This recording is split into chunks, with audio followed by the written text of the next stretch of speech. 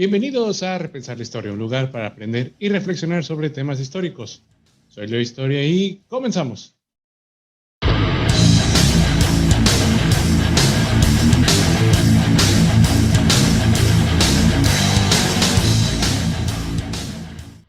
Bienvenidos mis repensadores a un episodio más de tu podcast Repensar la Historia. Como verán, hemos retomado nuestro contenido y sin más preámbulo, pues vamos a comenzar con un tema bastante interesante que siempre llama la atención dentro de la historia de México, que es el Segundo Imperio.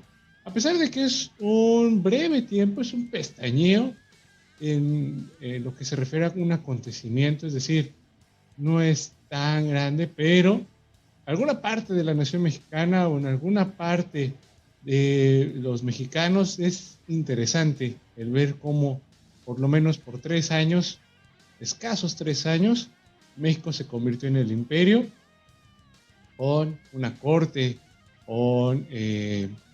evidentemente con un emperador, y que pues todo esto va a derivar en cierto pensamiento quizá conservador de qué tal si hubiéramos seguido por ese rumbo. Pero bueno, vamos a platicar un poquito de eso y pues te invito a que te quedes.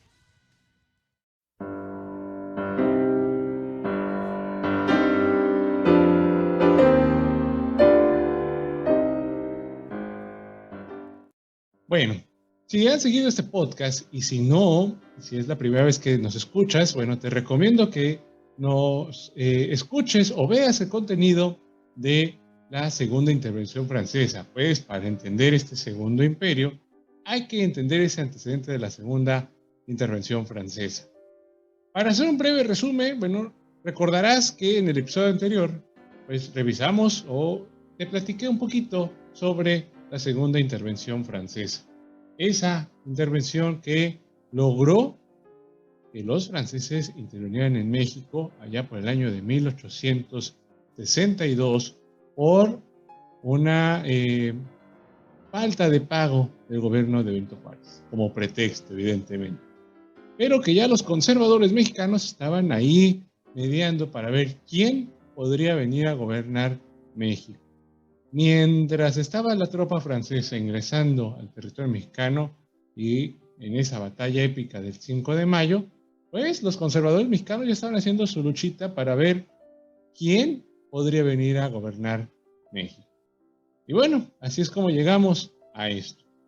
Una comisión de conservadores mexicanos visitó a Maximiliano de Habsburgo, hombre de ideas liberales, a quien agradó la propuesta de gobernar México como emperador, pero como condición pidió pruebas de que el pueblo mexicano lo solicitaba. Los monarquistas recabaron miles de firmas en México y presentaron el acta que lo llevó a aceptar el trono apoyado por Napoleón III. Y pues de esto es lo que vamos a hablar. Resulta que hay un texto bastante interesante, muy cortito, de Alejandro Rosas que se llama Berrinche Imperial. Y dice así: la mañana del 10 de abril de 1864, a unas horas de que Maximiliano diera su respuesta definitiva a la comisión formada por un grupo de conservadores que le habían ofrecido la corona mexicana, una monarquía que solo existía en su imaginación, el archiduque se encontraba en pleno berrinche. Poco faltó para que pataleara y se privara. Estaba cerca del colapso nervioso, gracias a su hermano Francisco José, quien, unas horas antes, le había aceptado un golpe que llevó a la lona a Maximiliano. El archiduque no era heredero directo al trono austriaco, pero lo rondaba como un buitre, por si se ofrecía. La posibilidad de que algo se ofreciera se alejó una vez que su hermano Francisco José, el emperador, tuvo descendencia. Tendría que desaparecer toda la familia de Francisco José para que Maximiliano tuviera una oportunidad de llegar al trono, lo cual, por decirlo menos, era improbable. Pero, para que Max estuviera en paz y lo improbable no se hiciera posible bajo ninguna circunstancia, Francisco José aprovechó la oportunidad para quitárselo de encima de una vez y para siempre. Al tener la certeza de que Max aceptaría la corona mexicana, Francisco José le recordó la historia de la conquista y lo obligó a quemar sus naves. O al nuevo Hernán Cortés con un documento que le presentó el 9 de abril de 1864 y que fue conocido como el Pacto de la Familia. Ay, pobre don Max. Max era dado a creer que podría salirse con la suya en todo momento, que ninguna de sus decisiones implicaba un sacrificio como contraparte. Así que pensó, acepto la corona mexicana, pero si en algún momento las circunstancias juegan a mi favor, regreso a ocupar el trono austriaco. Nunca imaginó que su hermano, el emperador, le cerraría esa puerta, y todas las demás del palacio de Austria. El artículo primero del Pacto de Familia fue demoledor. Decía así: Su Alteza Ilustrísima, el archiduque Fernando Maximiliano renuncia para su augusta persona y para sus descendientes a la sucesión en el Imperio de Austria y en todos los reinos y países que de él dependan, de tal manera que mientras exista uno solo de los archiduques o uno de sus descendientes, ni su Alteza Ilustrísima Maximiliano, ni sus descendientes, ni ningún otro en su nombre podrá hacer valer en ningún tiempo derecho alguno al expresar la sucesión. Como pudo, Max firmó el pacto y se despidió para siempre del trono austriaco, con la cual sus esperanzas de llegar a ser un monarca en Europa se esfumaron. Ese 10 de abril de 1864, cuando la Comisión Mexicana llegó a Miramar, el archiduque era un fantasma, asolado por fantasmas. Lo asaltaron las dudas, el miedo, la incertidumbre, pero Carlota no permitió que se quebrara. La dignidad y el orgullo antes que nada. Maximiliano aceptó oficialmente, agradecido, y se retiró a sus aposentos para continuar su berrinche. Mientras, la archiduquesa y futura emperatriz de México permaneció con los mexicanos como una cortesía. Nada de esto vieron o quisieron ver los conservadores mexicanos. Si en verdad había alguna oportunidad para establecer una monarquía en México a mediados del siglo XIX, los propios conservadores se encargaron de sepultarla, desde el momento en que, muy mantino, aceptaron la propuesta de Napoleón III. Maximiliano era de lo peorcito de la realeza europea, no porque fuera un déspota o un tirano, sino porque era un hombre falto de carácter, que se evadía con facilidad frente al infortunio, ligero hasta la frivolidad. Lo describió Emmanuel Maceras, personaje que lo conoció. Versátil hasta el capricho, incapaz de encadenamiento en las ideas como una conducta, a la vez irresoluto y obstinado, pronto a las aficiones pasajeras, sin apegarse a nada ni a nadie, enamorado sobre todo del cambio y del aparato, con grande horror a toda clase de molestias, inclinado a refugiarse en las pequeñeces para sustraerse a las obligaciones serias, comprometiendo su palabra y faltando a ella en igual inconsistencia, no teniendo, en fin, la experiencia y el gusto de asuntos graves, y solo inclinándose ante las cosas agradables de la vida. El príncipe encargado de reconstruir a México era, bajo todos los puntos de vista, diametralmente opuesto al que hubieran estado el país y a las circunstancias. En un hombre así, los conservadores pusieron el destino de México. Y bueno, como te comenté en este pacto de familia, finalmente ahí en el castillo de Miramar, Maximiliano firmó los tratados que llevan ese nombre, Tratados de Miramar, en donde a resumidas cuentas, pues menciona lo siguiente. Como ves, renunciaba a cualquier trono europeo, renunciaba a sus derechos en Europa, también renunciaba a sus posesiones y rentas. Napoleón III lo sostendría mediante la ocupación de 6 años. El ejército poco a poco se iría reduciendo gradualmente. Maximiliano sostendría los gastos del ejército y finalmente, pues él mismo pagaría las deudas y gastos generados por el imperio. Como ves, pues tiene todo un plan Napoleón III. Quería tener una fuerte competencia contra Estados Unidos y México pues era la opción más viable. Ya tenía las tropas en México, ya tenía todo el plan armado. Entonces, bueno, pues ya estaba, por decir, ya estaba hecho el plan. Ahora, pensando, poniéndonos un poquito en los pies de Maximiliano, ¿cómo crees que haya sido esa despedida de Miramar, tu lugar, tu casa? Nos lo cuenta así en esta pequeña lectura. Los fantasmas aún habitaban el viejo castillo de piedra que mira hacia el Adriático. Su nombre lo define. Todas las habitaciones del castillo de Miramar se iluminan con el reflejo de las aguas que mojan el Golfo del Tigre-Este. Y sin embargo, cada bloque utilizado en su construcción se convirtió en un presagio funesto. La enorme deuda, una severa hipoteca, el matrimonio por conveniencia y la ambición desmedida de Maximiliano y Carlota fueron los 4 clavos que cerraron el ataúd de la joven pareja real antes de partir hacia México en 1864. Sobre las cortinas rojas que ambientan la capilla, bordados luego del ofrecimiento de la corona de los conservadores mexicanos al archiduque en 1863, surge el águila imperial coronada con los sueños rotos de Maximiliano y Carlota. Miramar quisiera olvidar la tragedia de los archiduques, como si nunca hubiera dejado Trieste. La biblioteca mantiene intacto el mismo orden que le diera la pareja imperial a los miles de volúmenes que ocupaban las paredes de la reconstrucción a mediados del siglo XIX. Una pequeña litografía del Castillo de Chapultepec deja entrever lo que hubiera sido el castillo de Miravalle, a donde Maximiliano quería llevar el espíritu de su amado Miramar.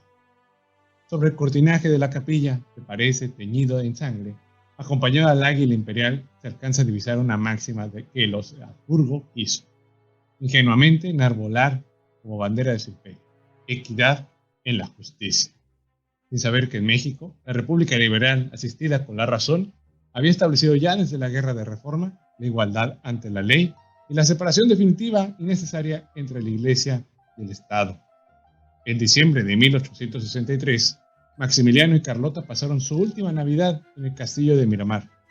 Quizá en la Nochebuena de aquel año, la archiduquesa se retiró temprano a sus aposentos, a tocar el piano en soledad, como era de su costumbre, mientras su esposo, dubitativo y soñador, marchaba a su habitación principal, copia fiel de su cabina en la fragata naval, para imaginarse gobernando un país inimaginable. Desde Miramar el destino estaba escrito. La soberbia, el águila imperial bordada sobre el cortinaje rojo, habría de doblar su cerviz ante el águila liberal en los batallones republicanos. Con estos tratados, Maximiliano y su esposa marcharon hacia México, arribando al puerto de Veracruz en 1864. Y es así como en el puerto de Veracruz fueron recibidos Carlota y Maximiliano. A su llegada a la Ciudad de México, vivas y porras los esperaban. Sin embargo, la pareja imperial pronto se daría cuenta de la realidad mexicana. Maximiliano, de pensamiento liberal, tomó las siguientes medidas durante su gobierno. Por ejemplo, aplicó una política liberal moderada, desconoció la Constitución del 57, pero ratificó las leyes de reforma. Elaboró un estatuto provisional del Imperio Mexicano en donde establecía una monarquía civil y un código civil. Además, elaboró la ley de tierras baldías. En el ámbito social, mejoró la situación de los indígenas, otorgándoles tierras y poniendo fin al acasillamiento. Suprimió las tiendas de raya y el pago en especie. También, en el ámbito cultural, como bien saben, remodeló el Castillo de Chapultepec, construyó el Paseo del Emperador, lo que hoy conocemos como Paseo de la Reforma, la avenida más importante que hay en la Ciudad de México. Promovió la educación y la investigación científica. Clausuró la universidad que había sido restaurada por los gobiernos conservadores. Mientras tanto, mientras estas medidas iban tomando algo de idea, Juárez se vio obligado a abandonar el país y buscar apoyo en Estados Unidos. Residió en El Paso del Norte, ahí en Texas. Se enfrentó con gran desafío al general Jesús González Ortega, quien como presidente de la Suprema Corte de Justicia exigió a Juárez entregar el poder. Este se negó y prorrogó su gobierno, dando así un golpe de Estado, que causó una división dentro de los republicanos. Así, en el país existían 2 gobiernos al mismo tiempo, el liberal de Juárez y el imperialista de Maximiliano. Y bueno, León, a todo esto, si había 2 gobiernos ahí en México, ¿qué era mejor, el imperio o la república? Bueno, pues les diré que verlo de esa manera nos pone de nuevo en esa historia de los buenos contra los malos. Así que vamos por partes. Es necesario entender que las 2 posturas querían el progreso de México. A mis estudiantes les comparto los siguientes audios para entender cada una de estas posturas. Los audios son parte de la película Juárez de 1939 y para mí pues da una carta abierta estos diálogos pues para presentar ambas posturas y que pues mis estudiantes y tú, gran repensador, pues te generes una opinión y enseguida te doy la mía. Convengo con Benito Juárez que en teoría es el sistema ideal. Pero en la práctica, un gobierno del pueblo puede ser el gobierno de la chusma. Una chusma que sigue siempre al demagogo que más le promete. Y contra eso, General Díaz, solo un monarca puede proteger al Estado. ¿Por qué un monarca más que un presidente? Porque un presidente es un político y se debe a su partido. Pero un rey está por encima de los partidos. Un presidente puede ser pobre y dejarse llevar por la tentación. Pero un rey, puesto que lo tiene todo, no desea nada. ¿Pretende convencerme de que no puede existir un rey corrupto? ¿Qué me dice de su amigo Napoleón? Napoleón no es un verdadero monarca, señor, y tampoco es un aristócrata. Los reyes han nacido para sus tronos. Napoleón ciñó la corona de Francia por la fuerza. Napoleón es un dictador, y los dictadores no gobiernan con justicia, sino con desprecio. Esa es su diferencia con un rey que es rey. Una mayor obligación recae sobre los que recibieron la corona en la cuna. La obligación de defender su propio honor, que es el honor de sus antepasados, y el honor de los que deben sucederle. Quizás sea sincero, Excelencia, y pienso que lo es. Pero no soy un político y no entiendo de esas cosas. La virtud es un arma formidable en manos del enemigo. Pero él no es su enemigo. Ambos piensan lo mismo. Dice que una sola palabra, democracia, se interpone entre los dos. ¿Una palabra? Es sincero, señor Juárez. Reconocerá su sinceridad cuando le dé su mensaje. Luego, hay un mensaje. Quiere nombrarle primer ministro de México. En una monarquía basada en los principios de su propia constitución. Pero es la constitución de una república, Porfirio. Él jura que defenderá esos principios contra los políticos y los intereses egoístas. Dice que tales principios siempre deben ser defendidos por alguien como él, que está sobre todas las ideas y partidos. Maximiliano dice que solo una palabra se interpone entre él y yo. Solo la palabra democracia. Porfirio, ¿qué significa esa palabra? ¿Democracia? Pues significa libertad.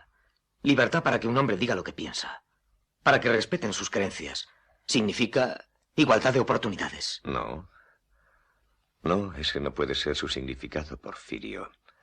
Maximiliano nos ofrece todas esas cosas sin democracia. ¿Qué es, entonces, lo que quiere arrebatarnos? Solo el derecho a gobernar nosotros. Ese debe ser el significado de la palabra, Porfirio. El derecho a gobernar nosotros. El derecho de todo hombre a regir su destino y el de la nación en la que vive. Y puesto que ningún hombre se gobierna en la esclavitud, quiere decir que la libertad mana de ella como el agua de la sierra. Le he entendido, señor Juárez. Te digo que confiar el destino a individualismos superiores es traicionar el espíritu de la libertad. Ese espíritu por el que todo hombre debe alcanzar el nivel de la dignidad humana, donde no hay hombre superior a ningún otro, donde hasta el más humilde puede elevarse por el valor de sus obras, por su capacidad para gobernar con justicia y tolerancia a su pueblo. ¿Cómo no voy a saberlo, Porfirio? ¿No soy yo el más humilde?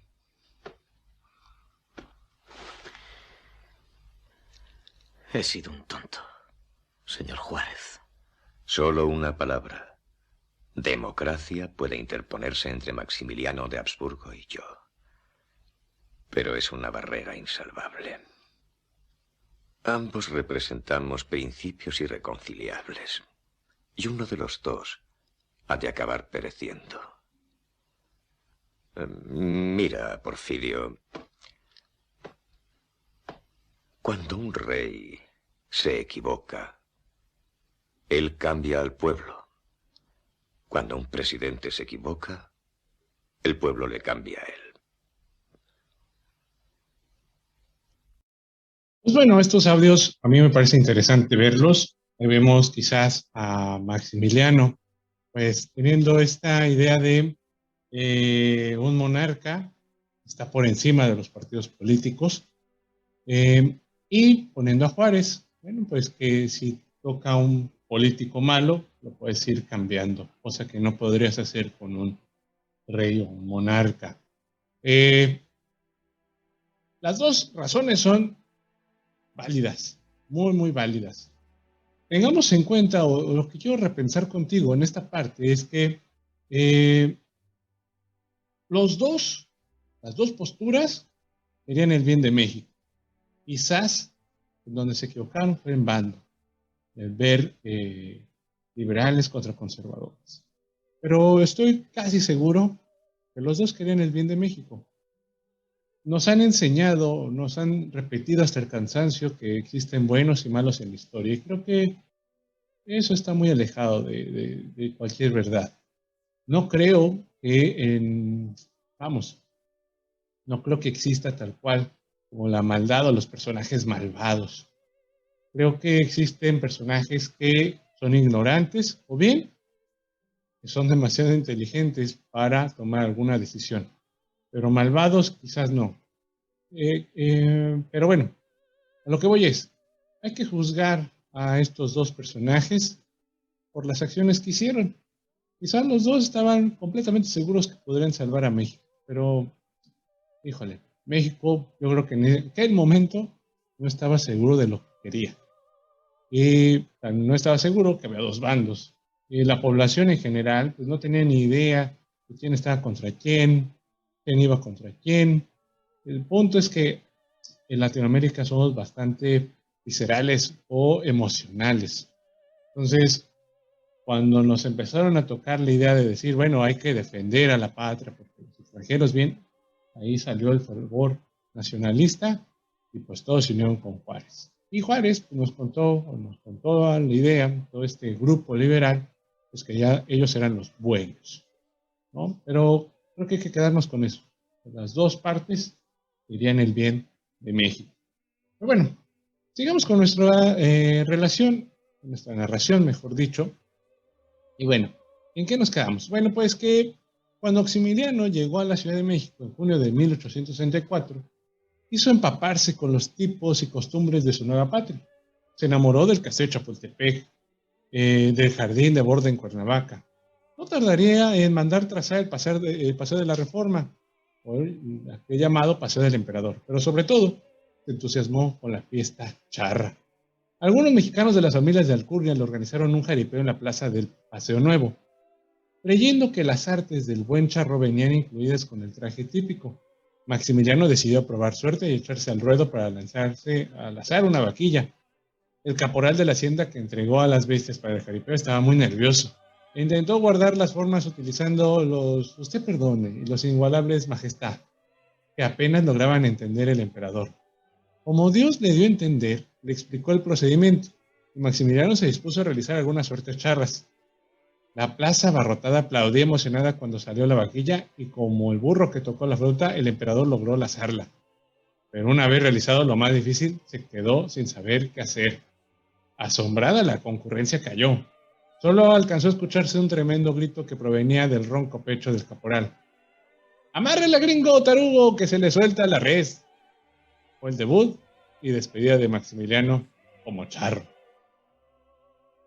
También, otra parte interesante de estas anécdotas del imperio, pues, bueno, había una corte mexicana. Estos conservadores mexicanos que existían pues, estaban nostálgicos por tener aquel pasado virreinal donde había una corte de estos seres notables, invaluables, que estaban cercanos al rey. Y bueno, ¿qué pasó con esta corte? Si los informes sobre la resistencia de las guerrillas republicanas y los reveses del ejército expedicionario francés producían severas jaquecas, el trato cotidiano con el pueblo tenía el mismo efecto.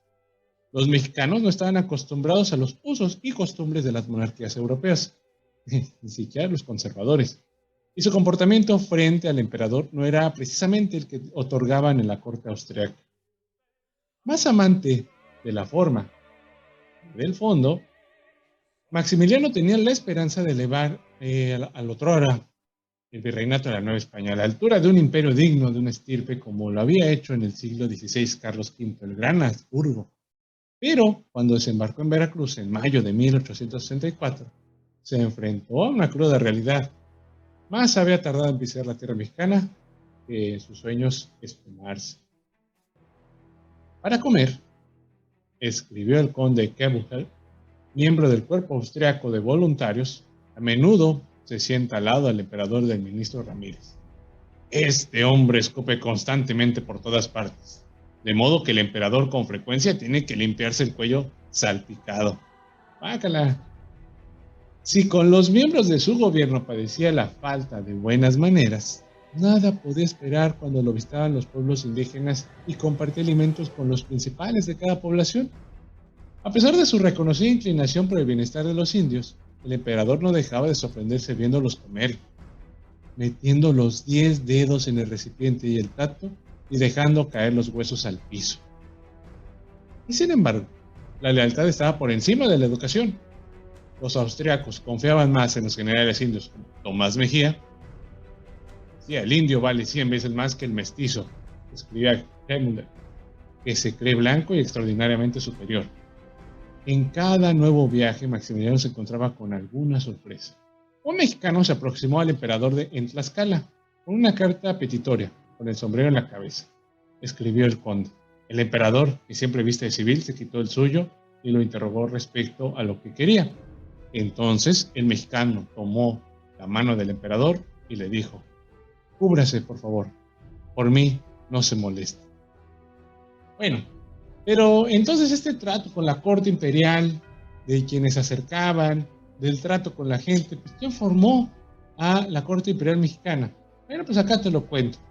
Solo bastó anunciar el inminente arribo de sus majestades imperiales, Maximiliano y Carlota, para que la alta sociedad mexicana se volcara a realizar incansables búsquedas entre los papeles familiares o realizara indagatorias entre sus ancestros para saber si sus apellidos eran tan de rancio abolengo como para aspirar a un lugar junto a los emperadores.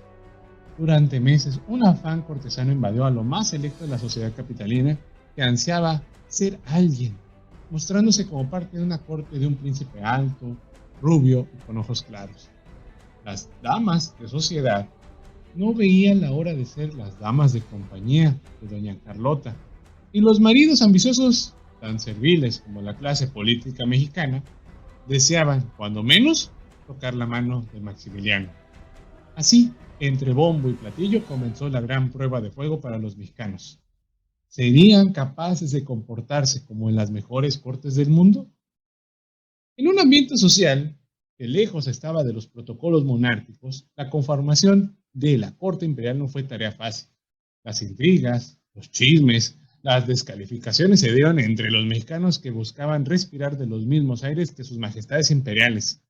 En su trayecto a México, durante los largos días que pasaron a bordo de la fragata Novara, cruzando el Atlántico, Maximiliano se dio a la tarea de redactar un ceremonial de la corte, que contenía el protocolo para todas las ceremonias y actos en los cuales estarían presentes los emperadores. Era un escrito detallado que chocó con la realidad de una sociedad que no sabía comportarse dentro del ámbito monárquico. Maximiliano no vio con buenos ojos la lucha por ocupar un lugar en la corte. El emperador llegaba a México con aires liberales e ideas, irónicamente republicanas, así que cuando recibió decenas de solicitudes de cargos en la corte y en ella establecía que el solicitante descendía de tal o cual conde o marqués, muerto hace 300 o 400 años, el archiduque se reía y señalaba: Es gran lástima que no podemos tener aquí un taller para fabricar pergaminos y árboles genealógicos, pues se haría mucho dinero con él. ¿Creen esos caballeros efectivamente que los que se consideran nobles tienen la sangre azul, y es que olvidan que durante la Revolución Francesa corrió mucha sangre de nobles y era tan rojo como la del último plebeyo. Carlota no corrió con mejor suerte en la elección de sus damas. Algunas fueron elegidas de acuerdo a la inmejorable posición social que guardaban. Otras se distinguían por su belleza. Según refiere José Luis Blasio, secretario de Maximiliano, entre ellas destacaban doña Manuela Gutiérrez Estrada, esposa de uno de los impulsores del Segundo Imperio, la condesa del Valle, doña Dolores Ocio de Sánchez Navarro.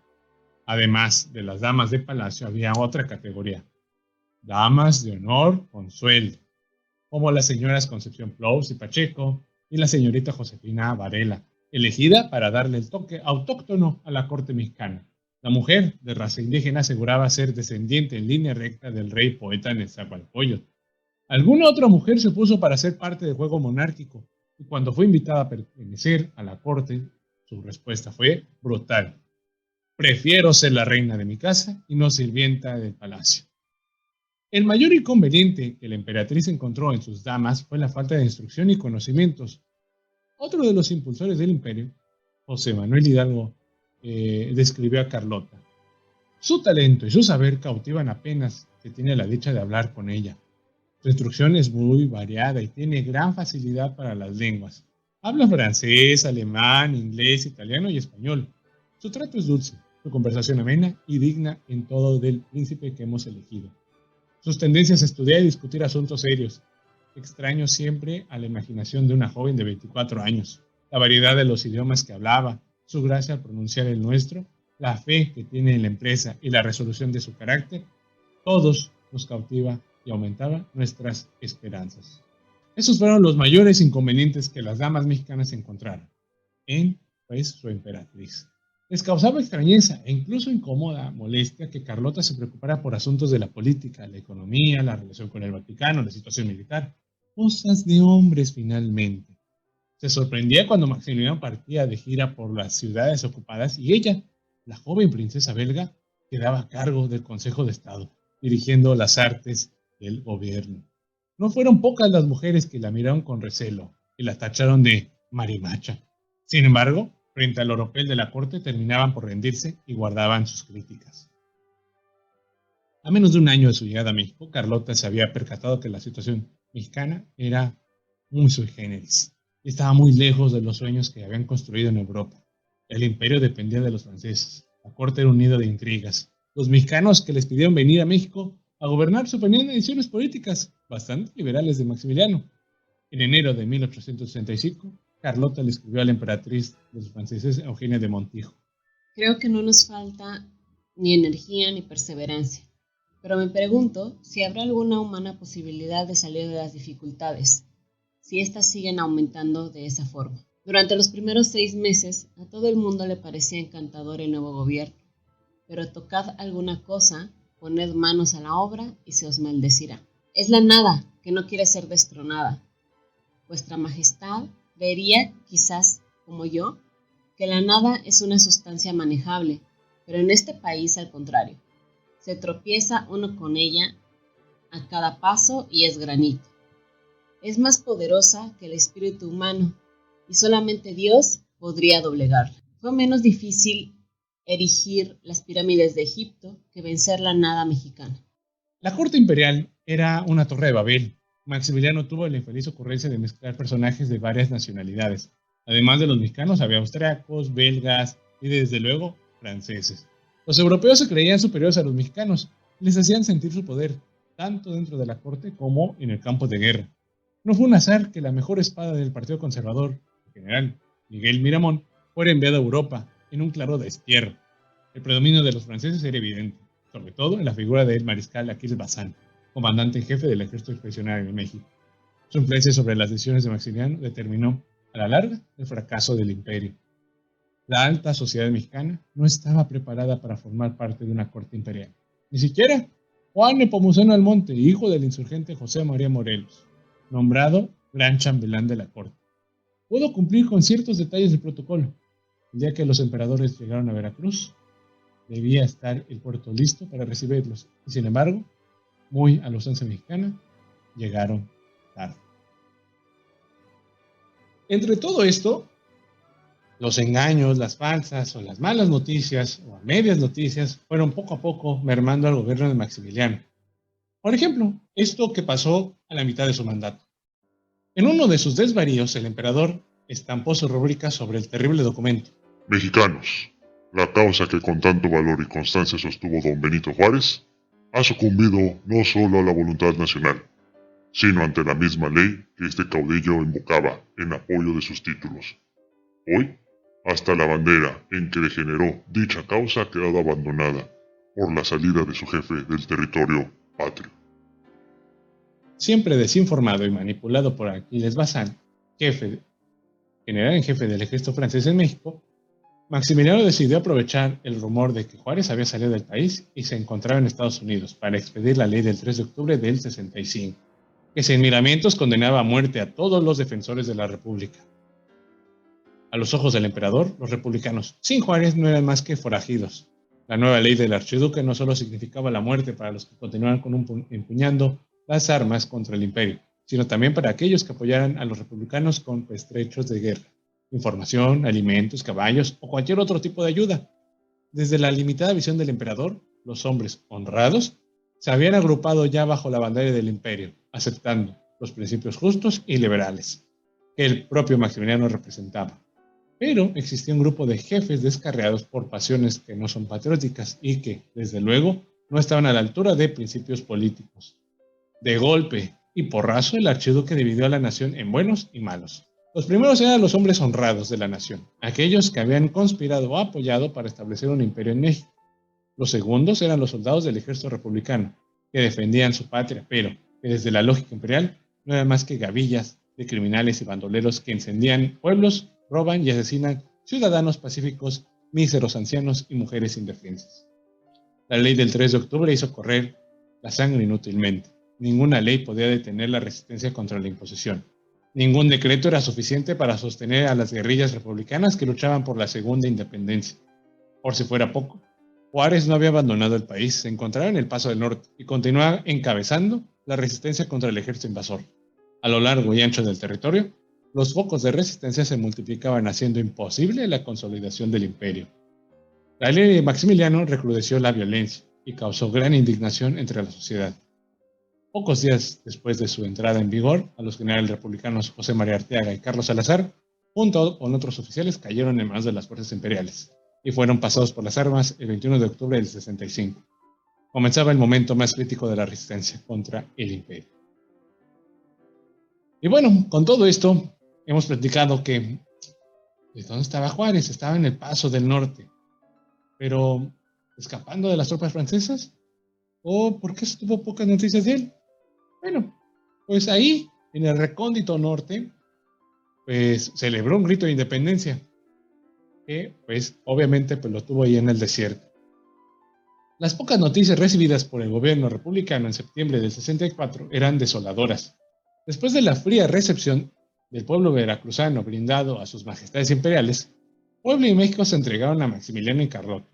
La esperanza de la nación descansaba en los restos del ejército mexicano que, invadido por el desánimo, resistía en la forma de guerrillas. Se peleaba la Segunda Guerra de la Independencia. El Día de la Patria de 1864, el carruaje negro hizo alto en la inhóspita región de Durango, cerca de los límites con Chihuahua, llamada la Noria Pedriceña. Sus ocupantes, Juárez, Prieto, Iglesias y Lerdo de Tejada, encontraron un lugar donde pasar la noche. Empezaba a soplar un viento frío sobre aquel desértico paisaje. Se encendieron fogatas y se habló poco. Fue la propia adversidad la que propició una de las celebraciones patrióticas más emotivas del siglo XIX. Los aniversarios comunes de las fiestas de independencia, escribió José María Iglesias, tienen necesariamente algo de rutina.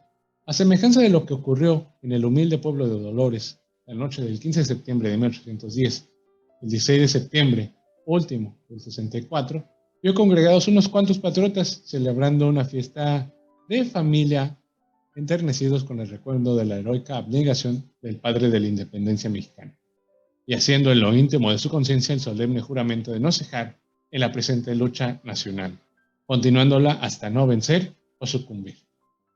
La noche había caído, y solo escuchaban el crujir de la madera que se consumía entre las llamas de las fogatas. Reconocido por sus dotes oratorios y su excelente pluma, alguien sugirió a Guillermo Prieto elevar una oración para evocar la gloriosa jornada de 1810. La patria es sentirnos dueños de nuestro cielo y nuestros campos, de nuestras montañas y nuestros lagos. Es nuestra asimilación con el aire y con los luceros, ya nuestros. Es que la tierra nos duele como carne y que el sol nos alumbra como si trajera en sus rayos nuestros nombres y el de nuestros padres. Decir patria es decir amor y sentir el beso de nuestros hijos. Y esa madre sufre y nos llama para que la liberemos de la infamia y de los ultrajes de extranjeros y traidores. A pesar de que Maximiliano dio el grito en el pueblo de Dolores, cuna de la independencia, los fantasmas de Hidalgo, con su estandarte de la Virgen de Guadalupe, de Morelos con los sentimientos de la nación, y de Turbide con la bandera trigarante acompañaron a la República en el desierto, y sus hombres se dispusieron a luchar hasta alcanzar nuevamente la independencia de México.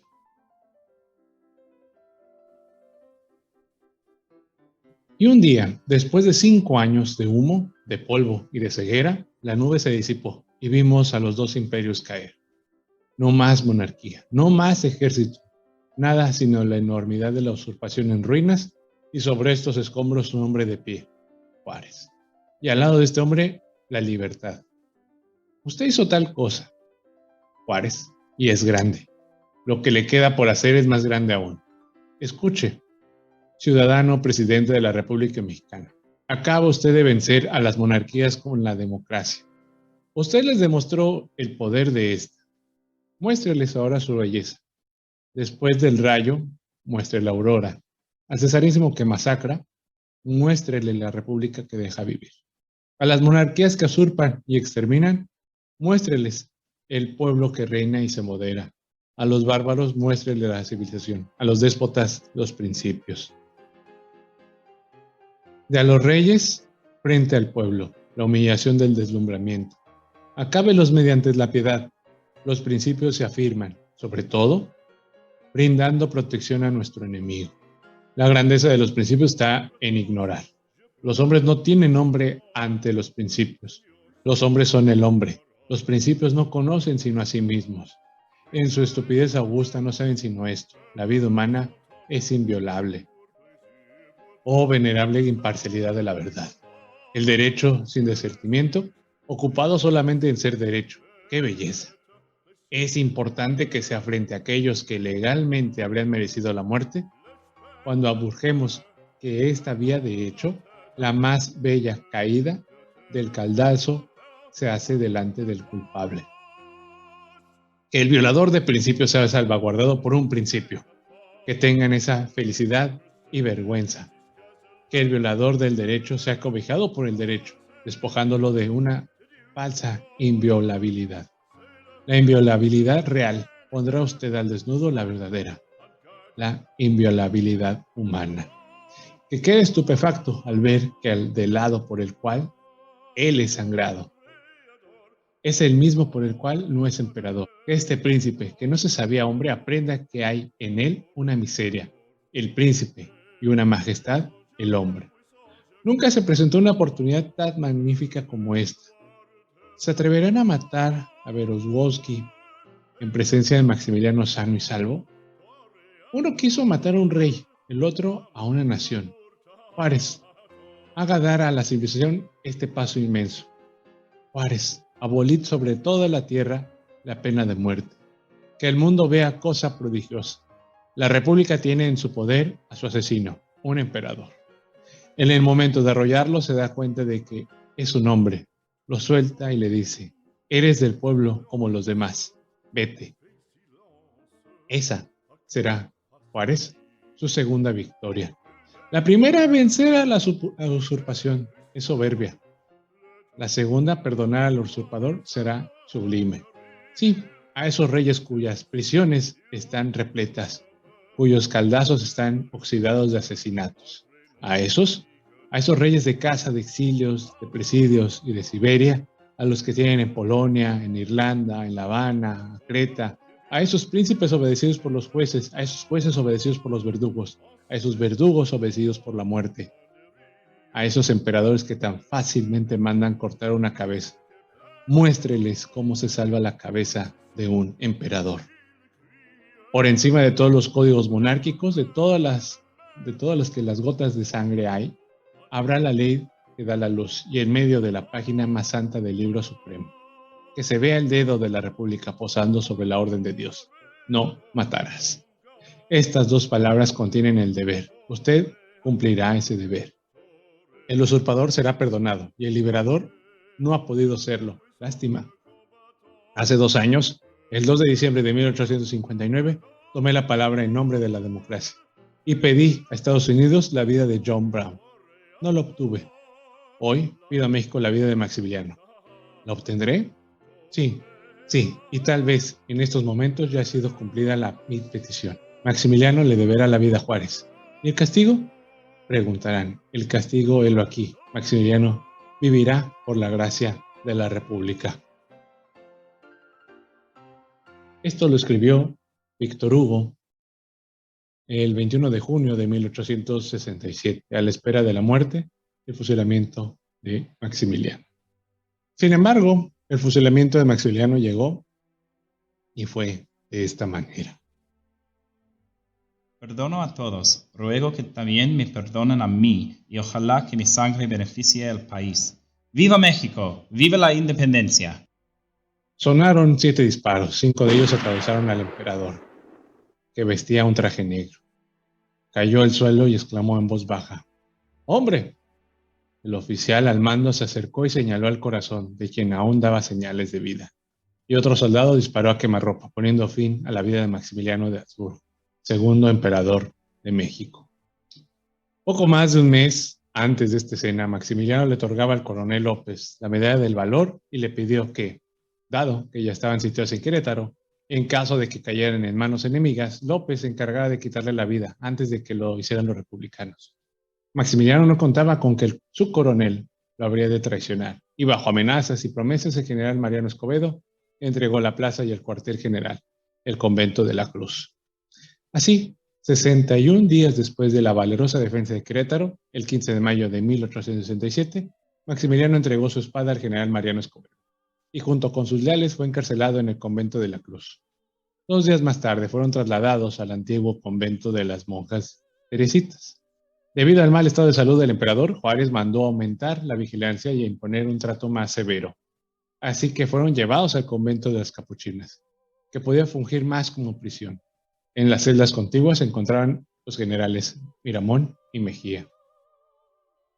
Se les juzgó de acuerdo a la ley promulgada por Juárez el 25 de enero de 1862, en la que se prohibía, bajo pena de muerte, a cualquier mexicano que ayudara a la intervención extranjera en México y amenaza de muerte a los extranjeros que atentaron contra la independencia del país. Fueron 13 las acusaciones hechas a los prisioneros y la ejecución de la sentencia se señaló para el 16 de junio.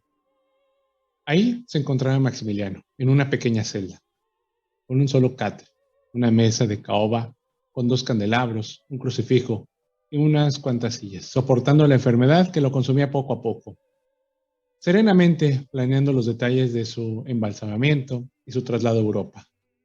Repartió entre amigos y parientes los pocos objetos que aún tenía y rogó para que en su ejecución le eligiera buenos tiradores, que no lo apuntaran a la cara, pero fueran firmes y certeros.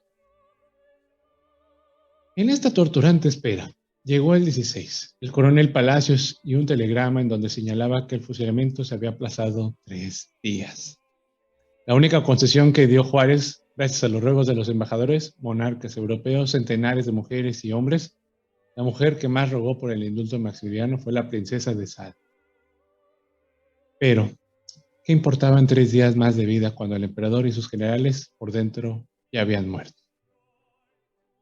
3 hombres fueron fusilados el 19 de junio de 1867 para mandar un mensaje simbólico de parte del presidente Juárez al resto de las monarquías europeas y a toda nación que se atreviera a intervenir en México. ¿Están ustedes listos, señores? Pronto nos veremos en la otra vida, expresó Maximiliano y abrazó a sus compañeros. General, un valiente debe ser honrado por su monarca hasta en la hora de la muerte, le dijo a Miramón y le cedió su lugar en el centro. Después le dijo a Mejía: lo que no es compensado en la tierra, lo será en el cielo. Un oficial balbuceó algo que parecía disculpa y Maximiliano respondió: usted es soldado y debe obedecer. Y dio 1 onza de oro a cada soldado frente a él. Y sonaron los disparos.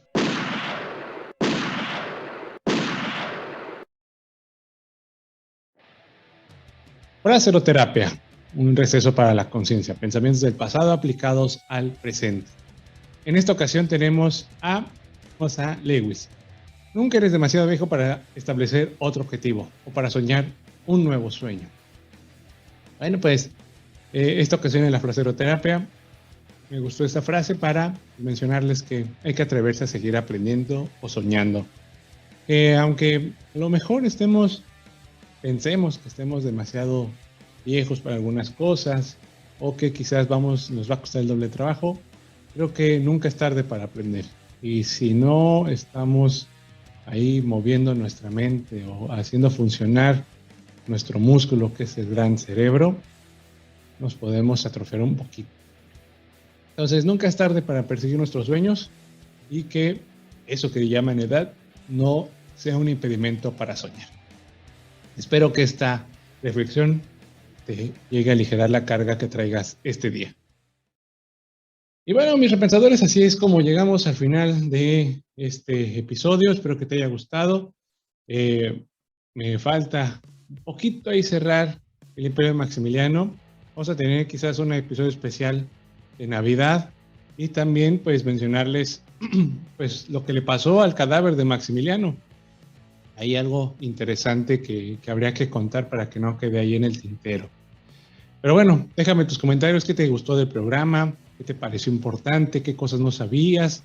Ahí pues muchas gracias a quienes me prestaron su voz para interpretar a Carlota de Maximiliano, Guadalupe Seferino, mi gran manager y mi gran pareja y esposa.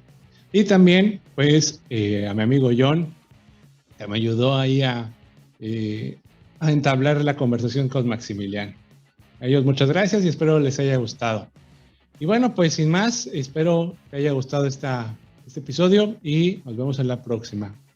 Recuerda seguirnos en nuestras redes sociales de Repensar la Historia. Estamos en Facebook, Instagram, también en TikTok.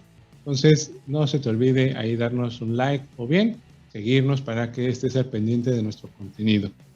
Y sin más, bueno, pues me despido pues ya sabes, siempre se puede aprender algo del pasado. Soy Leo Historia y nos vemos en la próxima.